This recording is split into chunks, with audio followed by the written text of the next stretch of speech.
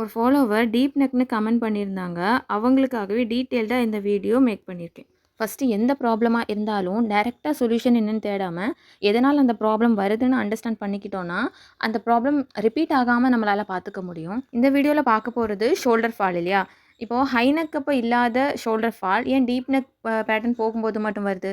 இதுதான் first question. ஒரு 5 to 10 செகண்ட்ஸில் கிளியர் பண்ணிவிட்டு டைரெக்டாக பேட்டர்ன் போயிடலாம். நம்ம ஹை நெக்காக போகும்போது நம்மளோட பேக் நெக்கை சுற்றி நிறைய ஃபேப்ரிக் இருக்கும் இல்லையா? அது வந்து ஷோல்டர் ஃபால் ஆகாமல் ப்ரிவென்ட் பண்ணுது. இப்போ டீப் நெக்காக போயிட்டோன்னா என்ன பண்ணுவோம்? பேக்கில் இருக்கிற ஃபேப்ரிக்கை அப்படியே கட் பண்ணி எடுத்துருவோம். ஸோ அப்போ ப்ராப்பர் க்ரிப் இல்லாமல் ட்ரெஸ் வந்து ஆட்டோமேட்டிக்காக ஷோல்டர்லேருந்து வெளியே போயிடும். அதெல்லாம் ஓகே. இதுக்கு என்ன தான் சொல்யூஷன்னு கேட்டிங்கன்னா, ஷோல்டரை ஹோல்ட் பண்ணுறதுக்கான டெக்னிக்ஸை பேட்டர்ன்லேயே கொடுத்துட்டோன்னா இந்த ப்ராப்ளமை அவாய்ட் பண்ணலாம். அந்த டெக்னிக்ஸை பேட்டர்ன் போட்டு நான் உங்களுக்கு கிளியர் பண்ணுறேன். Shoulder 7.5, neck with 2.8. நெக் வித்தை எப்படி ஃபார்முலா பேஸ் பண்ணி கண்டுபிடிக்கணும்னு ப்ரீவியஸ் வீடியோவில் போட்டிருக்கேன், வேணும்னா செக் பண்ணிக்கோங்க.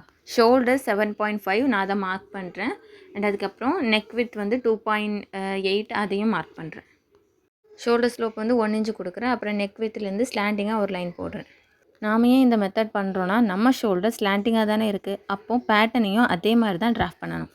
இப்போ இந்த ஸ்லோப் லைன் தான் நம்மளோட ஷோல்டர், மேலே இருக்கிற ஸ்ட்ரைட் லைன் கிடையாது. நீங்கள் அடுத்து மார்க் பண்ண போகிற எல்லா மார்க்கிங்கும் இந்த ஸ்லோப் லைனோட மிட் பாயிண்ட்லேருந்து தான் ஸ்டார்ட் பண்ணணும். இது செஸ்ட்லேருந்து, வேஸ்ட்லேருந்து, ஹிப்லேருந்துன்னு எந்த லென்த்தாக இருந்தாலும் இதுலேருந்து தான் நீங்கள் மார்க் பண்ணணும். பேக் நெக் டெப்த் வந்து நான் 10 இன்ச் எடுக்கிறேன்.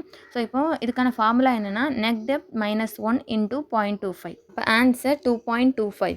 இதை வந்து நம்மளோட ஃபுல் ஷோல்டர் 7.5லேருந்து மைனஸ் பண்ணணும். இப்போ பேக் நெக் டெப்த்து 10 இன்ச் வைக்கிறதுனால என்னோடய ஃபுல் ஷோல்டர் 5.25க்காக சேஞ்ச் பண்ணிட்டோம்.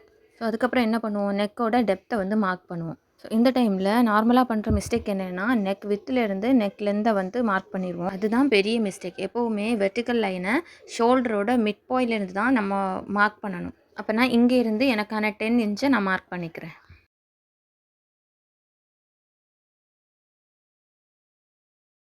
இப்போ neck with 2.8, full shoulder 5.25. Slope லைனோட மிட் பாயிண்ட்லேருந்து பேக்கோட நெக் டெப்த்தை மார்க் பண்ணியிருக்கேன். நெக் டீப் வந்து 10 இன்ச் வரைக்கும் போயிருக்கனால நான் ப்ரீவியஸ் வீடியோவில் சொன்ன மாதிரி நெக் வித்தை வந்து 5ஆல் டிவைட் பண்ணி மார்க் பண்ணுவேன் இல்லையா? ஸோ அப்போ அதில் என்ன வேல்யூ வருதோ அதை அப்படியே வைக்கிறது மச் பெட்டர்.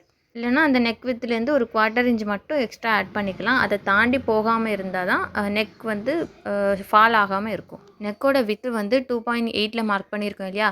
ஆனால் பாட்டமில் 3, 3.5 இல்லைனா 4 எவ்வளோ வேணால் நம்ம போய்க்கலாம்.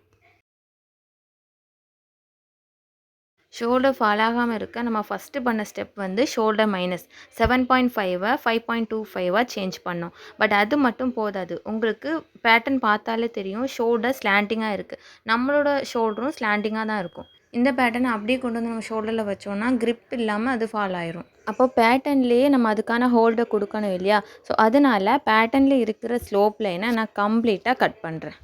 இப்போது ஷோல்டருக்கான சீம் அலவன்ஸை நான் மேலே கொடுக்குறேன். 1/2 இன்ச் மேலே நான் கொடுக்குறேன். இப்போ உங்களுக்கு ஒரு டவுட் வரலாம், பேக் நெக் டெப்த்து 10 இன்ச் கொடுத்தோமே அது 9.5ஆக மாறி இருக்காதா அப்படின்னு. நீங்கள் நெக் வித்துலேருந்து மார்க் பண்ணியிருந்தீங்கன்னா கண்டிப்பாக இந்த மாதிரி கட் பண்ணும்போது 1/2 இன்ச் கம்மியாக இருக்கும். பட் நாம் மார்க் பண்ணது ஸ்லோப் லைனோட மிட் பாயிண்ட்லேருந்து. அந்த ஸ்லோப்பை கட் பண்ணதும் அந்த மிட் பாயிண்ட்லேருந்து தான் இல்லையா? அப்போ அந்த 10 இன்ச்சில் எந்த சேஞ்சுமே வந்திருக்காது. என்னால் முடிஞ்ச அளவுக்கு இந்த வீடியோவை நான் டீட்டெயில்டாக கொடுத்துருக்கேன். இன்னொரு விஷயம் என்னென்னா, நான் ஸ்ட்ரகிள் பண்ணும்போது யாரும் எனக்கு சொல்லிக் கொடுக்காத அந்த மெத்தடை இன்றைக்கி நான் உங்களுக்கு சொல்லிக் கொடுக்குறேன்னு போது நான் ரொம்ப சந்தோஷப்பட்டுக்கிறேன். நான் சொன்னது உங்களுக்கு புரிஞ்சுதா? இந்த வீடியோ உங்களுக்கு பிடிச்சிருக்கா? ஏதோ ஒன்று கமெண்டில் சொன்னீங்கன்னா அது எனக்கு ரொம்ப யூஸ்ஃபுல்லாக இருக்கும்.